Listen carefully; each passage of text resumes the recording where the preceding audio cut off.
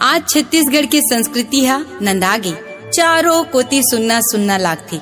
लेकिन सुनना से एक बात मोल याद आथे, जब पिया दूर देश चले जाथे त घर के रहैया बिरह के आगे में जलथे। एक एक पल कटे नहीं, भूख लगे न प्यास, न नींद आए न चैन, एक नजर देखे बर आँखी है तरसत रथे।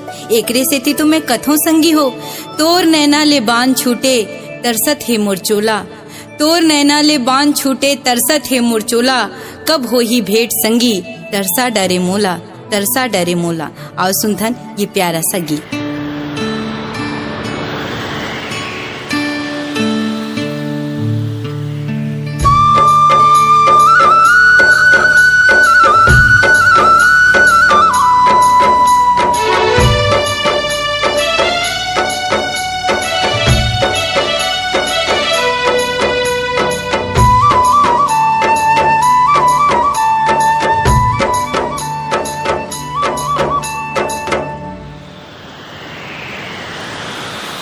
सुनना सुनना लागे संगी घर अंगना, तोरे बिना खन के ना चूड़ी कंगना। सुनना सुनना लागे संगी घर अंगना, तोरे बिना खन के ना चूड़ी कंगना।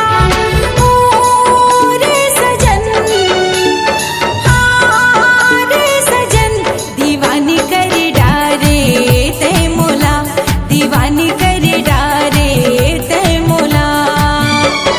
सुनना सुनना लागे संगी घर अंगना, तोरे बिना खन के ना चूड़ी कंगना।